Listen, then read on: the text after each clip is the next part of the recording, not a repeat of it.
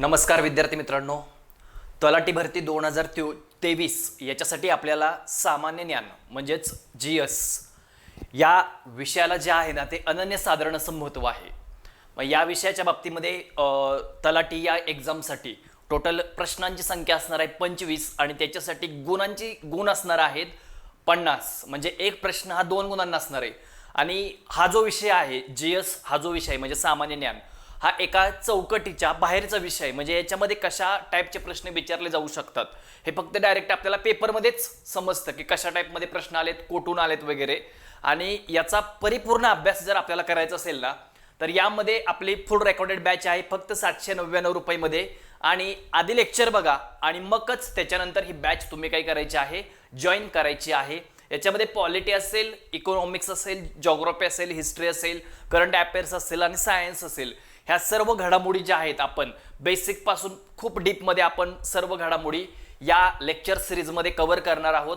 सर्वांनी जास्तीत जास्त विद्यार्थ्यांपर्यंत लेक्चरची लिंक शेअर करायची आहे. लेक्चर हे तुमच्यासाठी अतिशय महत्त्वपूर्ण असणार आहे.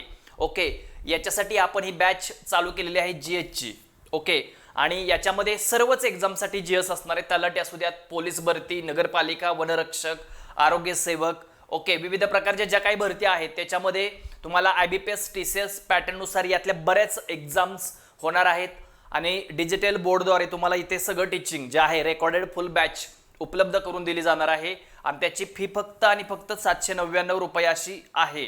ओके, याच्यासाठी सर्वांनी SK MPSC लॅब नावाचं ॲप्लिकेशन डाउनलोड करायचं आहे आणि ही बॅच सर्वांनी जॉईन करा. कारण आगामी ज्या काही सरळ सेवेचे एक्झाम आहेत याच्यामध्ये सामान्य ज्ञान या विषयाला अनन्यसाधारण असं महत्त्व आहे. आता आपण जास्तीचा वेळ न घालवता आपल्या लेक्चरची आपण आता सुरुवात करूयात. यामध्ये पहिलाच क्वेश्चन आहे बघा की संसदेच्या दोन्ही सभागृहाची संयुक्त बैठक ही तरतूद आपण खालीलपैकी कोणत्या देशाच्या घटनेकडून घेतलेली आहे. ओके, घटनेमध्ये जर विचार केला तर विविध प्रकारच्या ज्या बाबी आहेत त्या आपण विविध देशाच्या घटनेकडून घेतलेल्या आहेत. मग आपल्या देशाची घटना लिहिली कधी होती, त्याची अंमलबजावणी केव्हा झालेली होती, याच्यामध्ये ज्या ज्या काही महत्त्वाच्या लोकांचं काम आहे ते तुम्हाला माहीत असलं पाहिजे. उदाहरणार्थ मसुदा समिती असेल, संविधान सभा असेल, यांनी घटना तयार करण्यासाठी ज्या काही महत्त्वाच्या गोष्टी केलेल्या आहेत त्या सर्व बाबी तुम्हाला माहीत असल्या पाहिजेत. मग यामध्ये संयुक्त बैठकीची तरतूद विचारलेली आहे. आपल्या देशामध्ये फंडामेंटल राईट्स हे जे आहेत ते आपण USA अमेरिका या देशाच्या घटनेकडून घेतलेले आहेत. DPSP हे आपण आयरिश या देशाच्या घटनेकडून घेतलेले आहे. आणि आयरिशने कुणाकडून घेतलेलं आहे, स्पेन या देशाच्या घटनेकडून घेतलेलं आहे. मग याच्यामध्ये संयुक्त बैठक, आता भारतीय घटनेतील आर्टिकल 108 मध्ये संयुक्त बैठकीची तरतूद केली जाते. कलम क्रमांक 108 मध्ये संयुक्त बैठकीची तरतूद आहे. आणि आपण ही तरतूद जी आहे ती ऑस्ट्रेलिया या देशाच्या घटनेकडून घेतलेली आहे. कोणत्या देशाच्या? ऑस्ट्रेलिया या देशाच्या घटनेकडून घेतलेले आहे. पर्याय क्रमांक 2 अगदी बरोबर आहे सर्वांचं.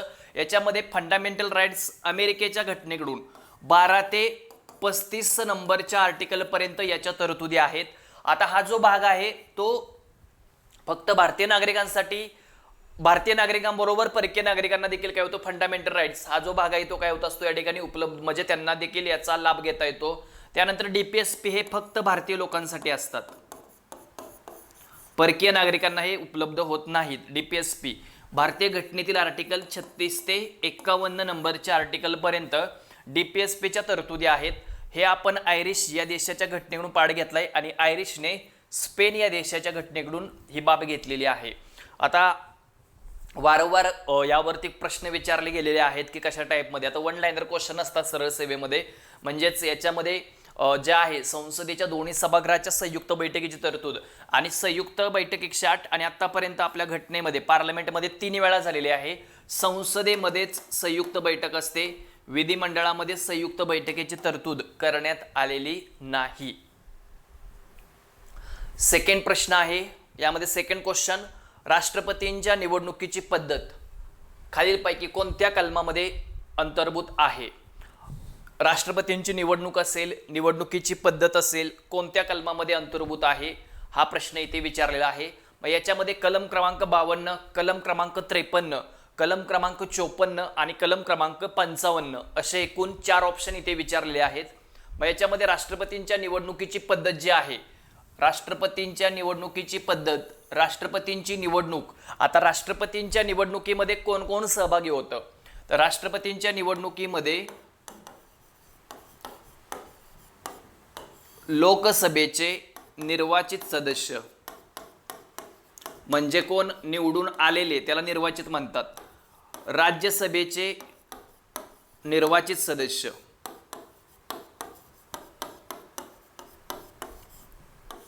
आणि विधानसभेचे निर्वाचित सदस्य हे राष्ट्रपतींच्या निवडणुकीमध्ये सहभागी होत असतात. निर्वाचित म्हणजे निवडून आलेले, नामनिर्देशित सदस्य भाग घेत नाहीत. यांच्यामध्ये कोण भाग घेत नाही? तर नामनिर्देशित जे सदस्य असतात ते राष्ट्रपतींच्या निवडणुकीमध्ये भाग घेत नाहीत. पर्याय क्रमांक 4 निवडणूक. आणि आता जे मी दाखवलंय हे निवडणुकीमध्ये निवडणूक आहे आणि 55 मध्ये निवडणुकीची पद्धत पर्याय क्रमांक 4 म्हणजेच राष्ट्रपतींच्या निवडणुकीच्या बाबतीमध्ये कोटा पद्धत असते. ही सगळ्यांनी विचारात घ्यायच्या. इथे हे सहभागी होत असतात आणि याच्यामध्ये जे काही नामनिर्देशित सदस्य असतात हे राष्ट्रपतींच्या निवडणुकीमध्ये यांचा सहभाग होत नाही. राष्ट्रपतींच्या निवडणुकीमध्ये यांचा सहभाग होत नाही. कोणाचा? नामनिर्देशित. जे राष्ट्रपतींच्या कोट्यातून 12 आणि जे सुरुवातीला आधी अँग्लो इंडियन होते, मात्र ते आता 104 अमेंडमेंट अंतर्गत काय केले? ते रद्द केलेले अँग्लो इंडियन. म्हणजे जे काही राज्यसभा म्हणजे संसदेमधले, इथे एक शब्द वापरायचे आपल्याला, संसदेमधले निर्वाचित सदस्य राष्ट्रपतींच्या निवडणुकीमध्ये सहभागी होतात. आणि विधानसभा, आता विधान परिषद जी आहे ती सहभागी याच्यामध्ये होत नाही. विधान परिषदेचे जे सदस्य असतात ते राष्ट्रपतींच्या निवडणुकीमध्ये, राष्ट्रपतींच्या महाभियोग प्रक्रियेमध्ये पूर्णतः विधान परिषद निर्वाचित आणि नामनिर्देशित सदस्य सहभागी होत नाहीत. ओके, मग याच्यामध्ये विधान परिषद ही एकूण किती राज्यामध्ये आहे? तर एकूण 6 राज्यामध्ये विधान परिषद अस्तित्वात आहे. द्विगृही संसद. 169 कलमांतर्गत विधान परिषदेची स्थापना केली जाते किंवा विधान परिषद बरखास्त केली जाते. हे देखील तुम्हाला याच्यामध्ये माहीत असलं पाहिजे. या प्रश्नाचं अचूक उत्तर आहे ऑप्शन क्रमांक 4. उच्च न्यायालयाच्या न्यायाधीशांची नेमणूक कोणामार्फत केली जाते? अतिशय सोपा असा क्वेश्चन विचारलेला आहे आणि या टाईपमध्ये एकदम इझीमध्ये क्वेश्चन्स विचारले जातात. ओके, उच्च न्यायालयाच्या न्यायाधीशांची नेमणूक कोणामार्फत केली जाते? राष्ट्रपती, राज्यपाल, पंतप्रधान आणि मुख्यमंत्री. आपल्या देशामध्ये इकडे सर्वोच्च न्यायालय फर्स्ट,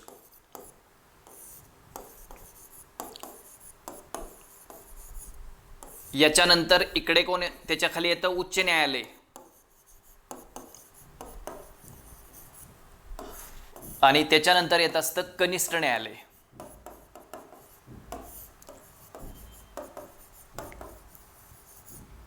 असे एकूण 3 लक्षात ठेवायचे आहे. मग याचं कलम आहे 124 ते 147 पर्यंत सर्वोच्च न्यायालयाच्या तरतुदी आहेत. इकडं कलम आहे 214 ते 231 पर्यंत उच्च न्यायालयाच्या तरतुदी आहेत आणि इकडे 233 ते 237 पर्यंत कनिष्ठ न्यायालयाच्या तरतुदी सांगण्यात आलेल्या आहेत. आता यामध्ये उच्च न्यायालयाच्या न्यायाधीशांची नेमणूक ही जी आहे ती ऑप्शन क्रमांक 1 राष्ट्रपती यांच्यामार्फत केली जात असते. कोणामार्फत केली जात असते? तर राष्ट्रपती यांच्यामार्फत उच्च न्यायालयाच्या न्यायाधीशांची नेमणूक असतील, मुख्य न्यायाधीश असतील किंवा इतर न्यायाधीश असतील, यांची नेमणूक राष्ट्रपती यांच्यामार्फतच केली जाते. राज्यपाल यांच्यामार्फत केली जात नाही. फक्त राष्ट्रपती, राज्यपाल आणि इतर न्यायाधीशांची नेमणूक करताना मुख्य न्यायाधीशांचा त्या राज्यातील उच्च न्यायालयाच्या मुख्य न्यायाधीशांचा ते सल्ला घेत असतात. त्याचबरोबर याच्यामध्ये त्यांना जर सर्वोच्च न्यायालयातील न्यायाधीशांची आणि सरन्यायाधीशांची नेमणूक जे करतात ते राष्ट्रपतीच यांच्यामार्फतच केली जात असते. भारतीय घटनेतील आर्टिकल 124 ते 147 पर्यंत या तरतुदी इथे सांगण्यात आलेल्या आहेत. उच्च न्यायालय कलम क्रमांक 214 ते 231 नंबरच्या आर्टिकल पर्यंत. आणि सध्या आपल्या देशाच्या याच्यामध्ये 25 उच्च न्यायालये आहेत. 1861 मध्ये कायदा झाला आणि 1862 मध्ये एकूण 3 ठिकाणी उच्च न्यायालयाची स्थापना झालेली होती. याच्यामध्ये बॉम्बे, कलकत्ता आणि मद्रास या 3 ठिकाणी उच्च न्यायालयाची स्थापना 1862 मध्ये झालेली होती. तर 1866 मध्ये अलाहाबाद या ठिकाणी आणि आता रिसेंटली 1 जानेवारी 2019 ला आंध्र प्रदेश या राज्यामध्ये काय झालेली आहे? उच्च न्यायालयाची स्थापना करण्यात आलेली आहे. या प्रश्नाचं अचूक उत्तर आहे ऑप्शन क्रमांक 1 राष्ट्रपती. आणि उच्च न्यायालयाच्या बाबतीमध्ये इतर न्यायाधीशांची नेमणूक करताना राष्ट्रपती, मुख्य न्यायाधीश आणि मुख्य न्यायाधीश आणि त्या राज्यांचे राज्यपाल यांचा विचार विनिमय घेऊन न्यायाधीशांची नेमणूक करत असतात उच्च न्यायालयामध्ये. सर्वोच्च न्यायालयाच्या बाबतीमध्ये सरन्यायाधीशांची नेमणूक करताना एक कॉलेजियम पद्धत असते, ती विचारात घेतली जाते आणि त्याच्यानंतर त्यांची नेमणूक केली जात असते सरन्यायाधीशांच्या बाबतीमध्ये. आणि इथे राज्यपाल, पंतप्रधान, मुख्यमंत्री यांचा रोल असत नाही उच्च न्यायालयाच्या, फक्त सल्ला राष्ट्रपती राज्यपालांचा विचार विनिमय करत असतात. आता पंतप्रधान हे जे आहेत यांचं याच्यामध्ये काही नाही उच्च न्यायालयाच्या न्यायाधीशांच्या बाबतीमध्ये. आता विद्यार्थ्यांना वाटतं की राज्यपाल येत असतील, पण राज्यपाल येत नाहीत. राज्यपाल कोणाकोणाची नेमणूक करतात? आता सरळ सेवेला असे खूप जास्त प्रश्न असतात. राज्य वित्त आयोगाचे अध्यक्ष आणि सदस्य यांची नेमणूक करतात. त्यानंतर राज्यपालांना महाधिवक्ता,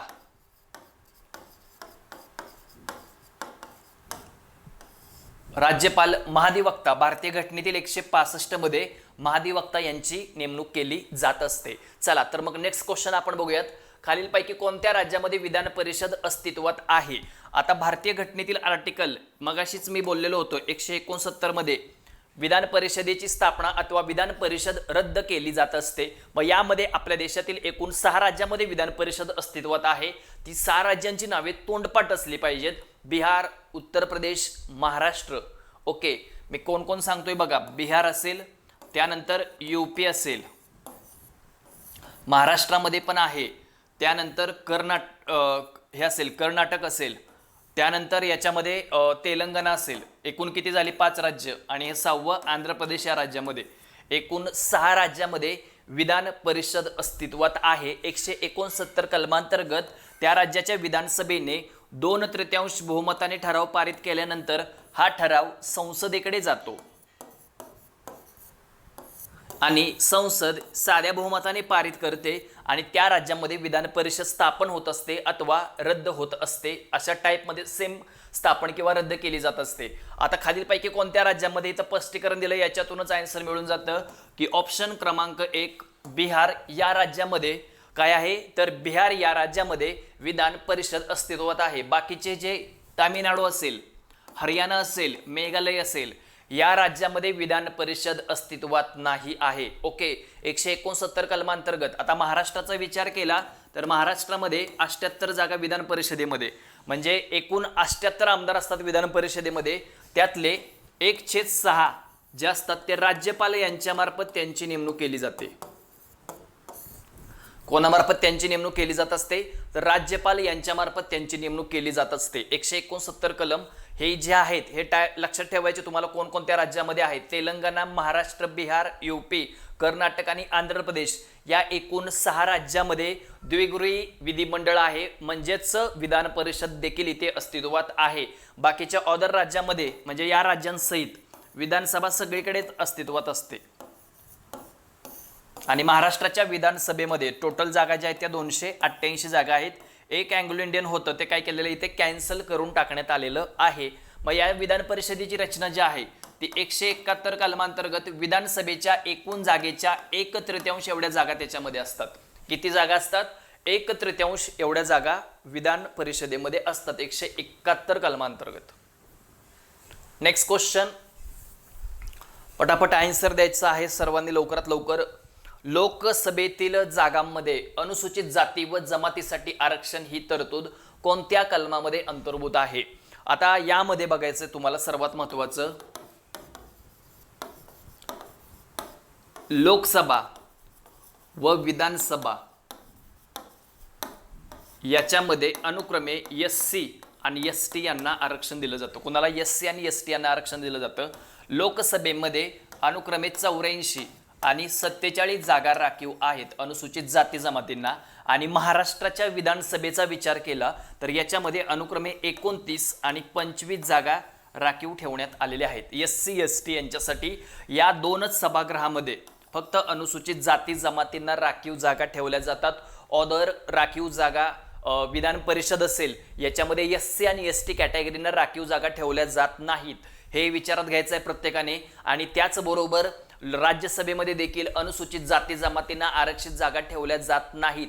भारतीय घटनेतील आर्टिकल 330 मध्ये नमूद करण्यात आलेलं आहे की लोकसभेच्या जागांमध्ये अनुसूचित जाती व अनुसूचित जमातींना यामध्ये काय केल्या जातात? राखीव जागा ठेवल्या जात असतात. SC आणि ST कॅटेगरी याच्यामध्ये 84 पैकी लक्षात ठेवायचे तुम्हाला 5 जागा महाराष्ट्रामध्ये आणि 47 पैकी 4 जागा महाराष्ट्रामध्ये अनुसूचित जाती आणि अनुसूचित जमातीला राखीव ठेवण्यात आलेल्या आहेत. ओके. आणि यामध्ये बाकीचे जे आहेत आर्टिकल्स 329 याच्यामध्ये काय सांगितलेलं आहे की न्यायालयीन प्रोसेस निवडणूक आयोगामध्ये कोणत्याही प्रकारे हस्तक्षेप करू शकत नाही. यानंतर नेक्स्ट क्वेश्चन आहे महान्यायवादी यांची नेमणूक कोणामार्फत केली जात असते. आपल्या देशाचे जे महान्यायवादी असतात त्यांची नेमणूक कोणामार्फत केली जात असते. भारतीय घटनेतील आर्टिकल 76 मध्ये महान्यायवादी यांच्या नेमणुकीची तरतूद सांगण्यात आलेली आहे. आता महान्यायवादी जे असतात ते केंद्र सरकारचे सर्वोच्च कायदा अधिकारी असतात. सर्वोच्च कायदा अधिकारी कोणाचे? केंद्र सरकारचे सर्वोच्च कायदा अधिकारी, हायेस्ट लॉ ऑफिसर म्हणून ते काय केले जातात? ओळखले जात असतात. कायदा अधिकारी यांची नेमणूक जी आहे ती राष्ट्रपती यांच्या मार्फत केली जाते आणि हे राष्ट्रपती यांच्या मर्जीतले पद आहे. कोणाच्या मर्जीतले पद आहे? राष्ट्रपती. राष्ट्रपती या व्यक्तीला केव्हाही पदावरून दूर करू शकतात. राष्ट्रपती सर्वोच्च न्यायालयातील महान्यायवादी यांना केव्हाही पदावरून दूर करू शकतात आणि ही बाब जी आहे ती न्यायप्रविष्ट नाही आहे. ओके. मग याच्यामध्ये राज्यपाल जे असतात ते महाधिवक्ता यांची नेमणूक करतात. आता पंतप्रधान वगैरे जे असतात सरन्यायाधीश यांची नेमणूक देखील राष्ट्रपती यांच्या मार्फतच केली जात असते. पंतप्रधान यांच्या सल्ल्याने इतर मंत्र्यांची नेमणूक देखील राष्ट्रपती यांच्या मार्फतच केली जात असते. महान्यायवादी यांची नेमणूक जी आहे ती राष्ट्रपती यांच्या मार्फत केली जाते. यांची पात्रता असेल, महान्यायवादी यांची पात्रता असेल, पदावधी असेल, पदावरून दूर करण्याची पद्धत असेल, अशा कोणत्याही बाबी घटनेमध्ये सुनिश्चित करण्यात आलेल्या नाहीत. घटनेमध्ये सुनिश्चित या बाबी करण्यात आलेल्या नाहीत. हे तुम्हाला काय करायचे आहे इथे लक्षात ठेवायचं आहे. भारतीय घटनेतील आर्टिकल 76 मध्ये महान्यायवादी या पदाच्या तरतुदी सांगण्यात आलेल्या आहेत. कोणाच्या? महान्यायवादी या पदाच्या बाबतीमध्ये तरतुदी सांगण्यात आलेल्या आहेत. आता महाधिवक्ता जो असतो तो राज्य सरकारचा हायेस्ट लॉ ऑफिसर असतो, state गव्हर्नमेंटचा highest law officer.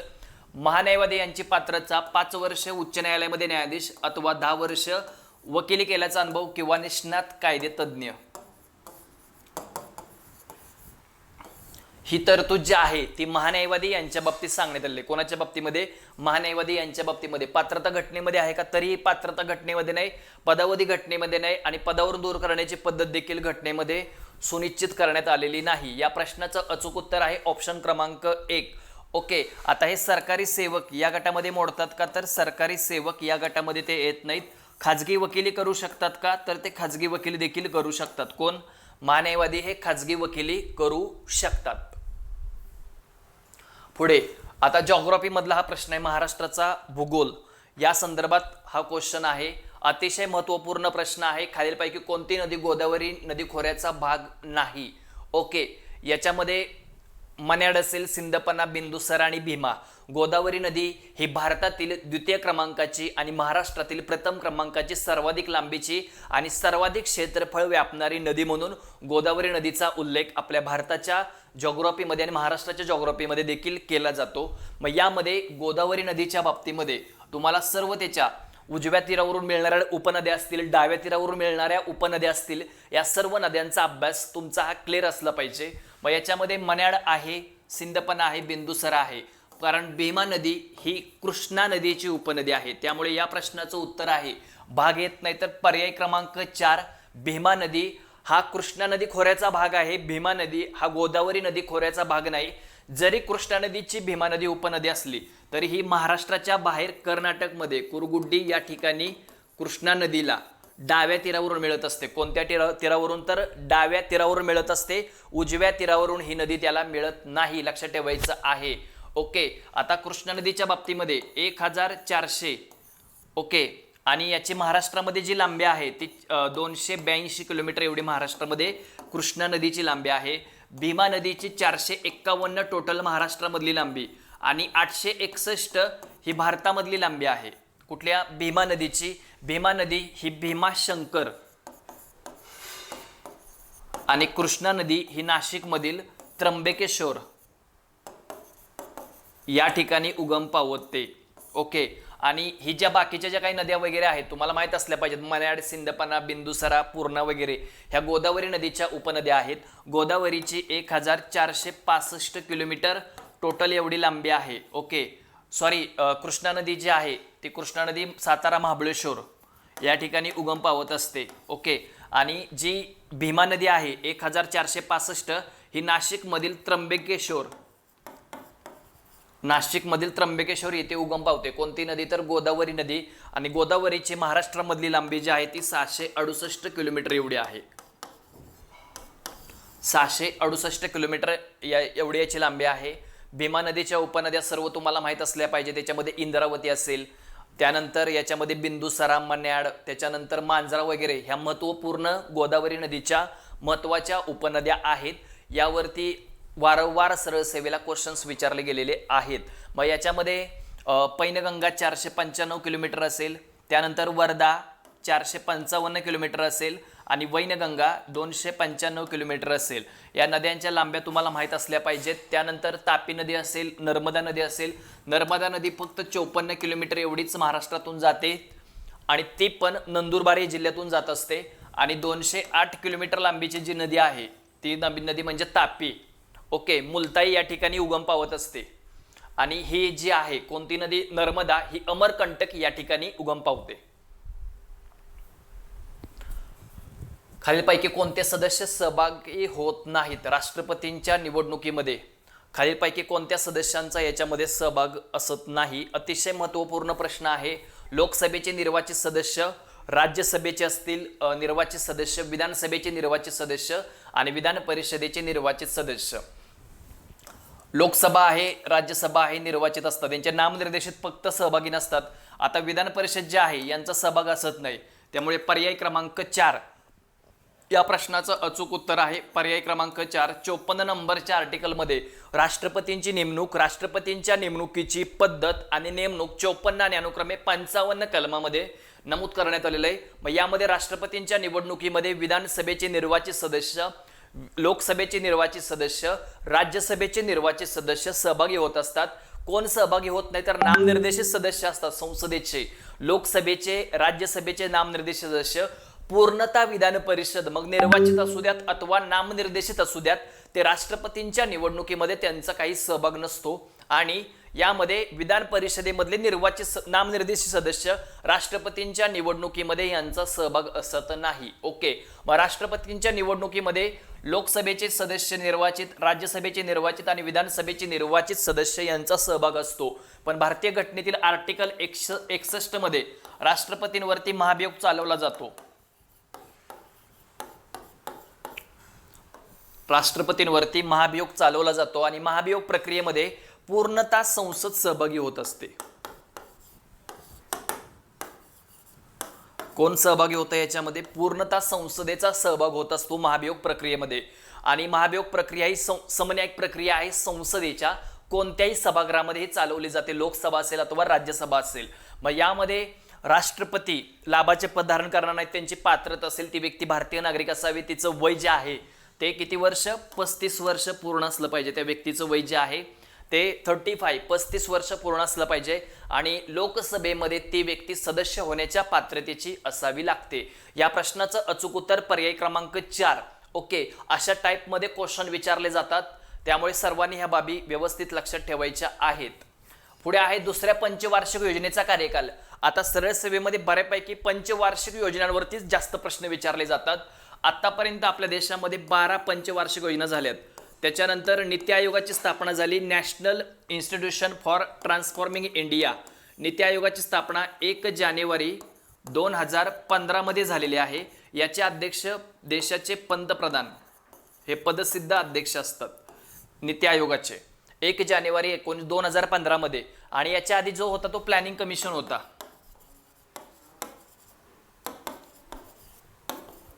Planning commission होता आणि या प्लॅनिंग कमिशनची स्थापना 15 मार्च 1950 मध्ये झाली होती. कधी झाली होती? प्लॅनिंग कमिशन 15 मार्च 1950 मध्ये. म्हणजेच नियोजन आयोग हे दोन्ही असंवैधानिक आहेत, म्हणजे घटनात्मक बॉडीज नाहीत ह्या. आणि या प्रश्नाचं दुसऱ्या पंचवार्षिक योजना 1956 ते 61, ऑप्शन क्रमांक 3. ऑप्शन क्रमांक 3 हे या प्रश्नाचं अचूक उत्तर आहे. पहिली पंचवार्षिक योजना 51 ते 56 ही पहिल्या योजनेचा कार्यकाल आहे.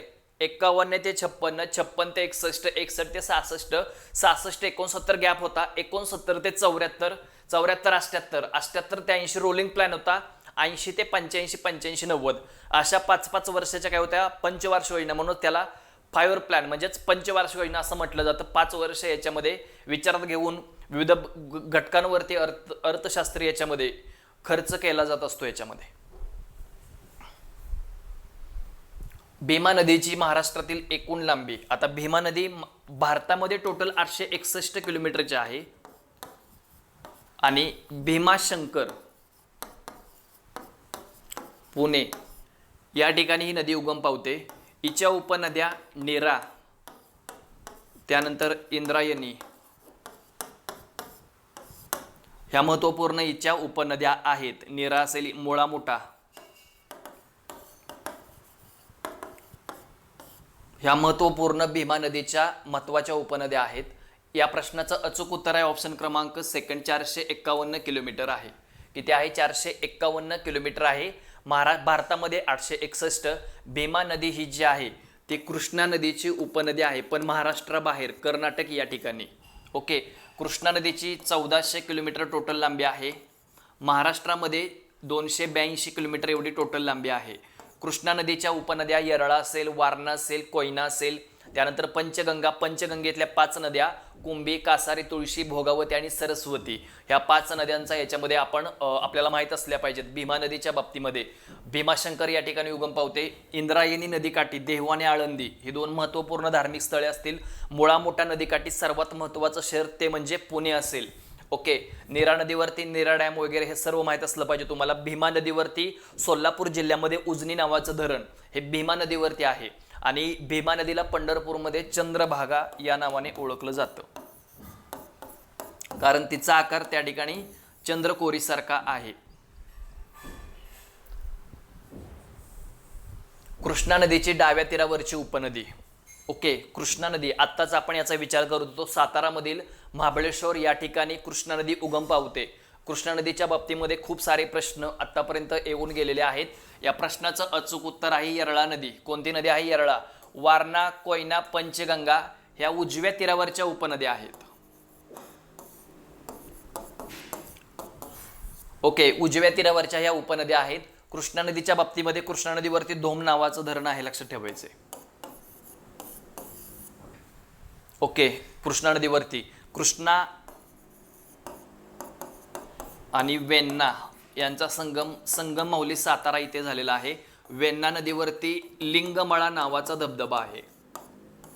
महाबळेश्वर इथे पाचगणी या महाबळेश्वर या ठिकाणी कृष्णा आणि वेण्णा यांचा संगम माहुली या ठिकाणी झाला, त्याला तिथं संगम माहुली हे लक्षात ठेवायचं एक तीर्थक्षेत्र आहे ते. या प्रश्नाचं अचूक उत्तर आहे ऑप्शन क्रमांक 1. पुढे आहे रिझर्व्ह बँकेचे राष्ट्रीयकरण खालीलपैकी कोणत्या वर्षी करण्यात आलेलं होतं? आपल्या देशामध्ये विविध प्रकारच्या बँका ज्या आहेत त्याच्यामध्ये रिझर्व्ह बँक ऑफ इंडिया तुम्हाला माहित असली पाहिजे.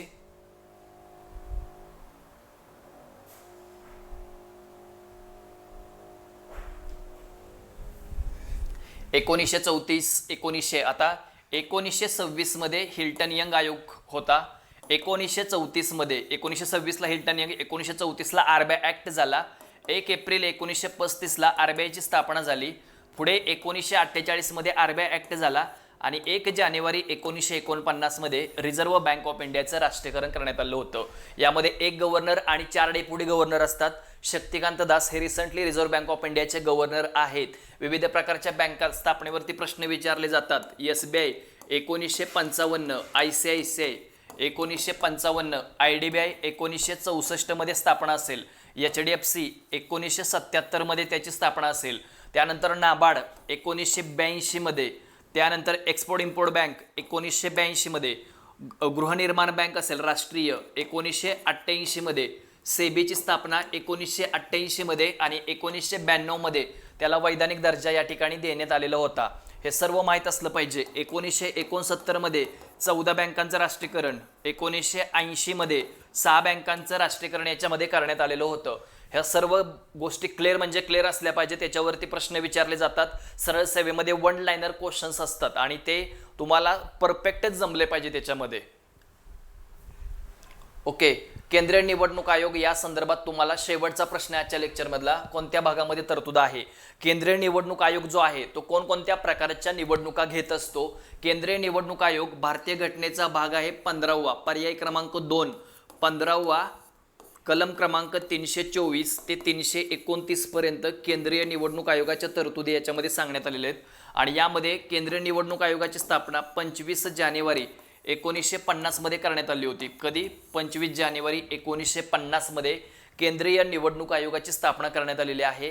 केंद्रीय निवडणूक आयोगाचे पहिले हे होते प्रमुख, म्हणजे याच्यामध्ये एक मुख्य आणि इतर 2 असा बहुसदस्य आयोग 1993 मध्ये केलेला आहे.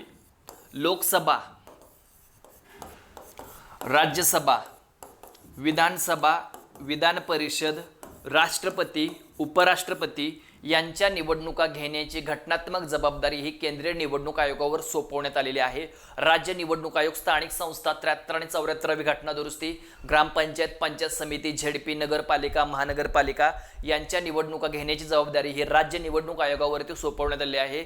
महाराष्ट्र राज्य निवडणूक आयोगाची स्थापना एप्रिल 1994 मध्ये करण्यात आली आहे आणि आता रिसेंटली UPS मदान हे त्याचे काही अध्यक्ष आहेत. ओके, राज्य निवडणूक आयोगाचे केंद्रीय निवडणूक आयोगाची 25 जानेवारी 1950 मध्ये स्थापना, 1989ला बहुसदस्य केला, 90ला पुन्हा कॅन्सल केला आणि 93ला हा आयोग पुन्हा काय केलेला आहे, बहुसदस्यीय केलेला आहे.